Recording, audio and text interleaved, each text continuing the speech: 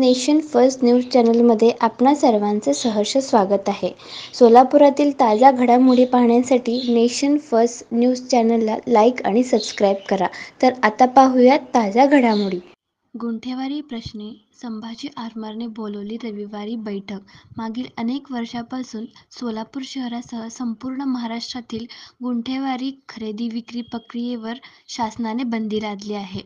सोलापूर शहरातील जवळपास 70% मिळकती या गुंठेवारी आहेत. शहरातील मिळकतींना प्रॉपर्टी कार्ड देणार असल्याची घोषणा शासनाने केली, मात्र ही घोषणा हवेतच विरली. एकीकडे प्रॉपर्टी कार्ड मिळत नाही म्हणून दुसरीकडे गुंठेवारी खरेदी विक्री प्रक्रिया बंद आहे.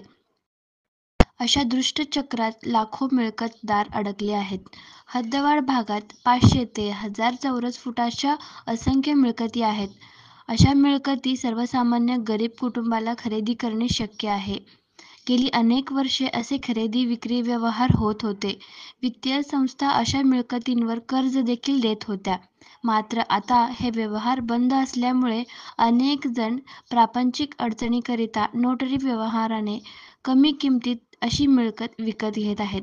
संभाजी आरमारने हा प्रश्न सोडविण्याचा सतत पुढाकार घेतला आहे. लोकप्रतिनिधी, पालकमंत्री यांची अनेक वेळा भेट घेतली, आंदोलने केली.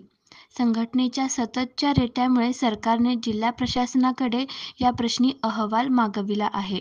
हा विषय कायमस्वरूपी सुटण्यासाठी अनेक आंदोलनाची रूपरेषा ठरवण्यासाठी संभाजी आरमारने रविवारी दिनांक 28 जुलै 2024 रोजी सकाळी 11 वाजता डॉ. निर्मलकुमार फडकुले सभागृह, सिद्धेश्वर मंदिर शेजारी, सोलापूर येथे बैठक आयोजित केली आहे.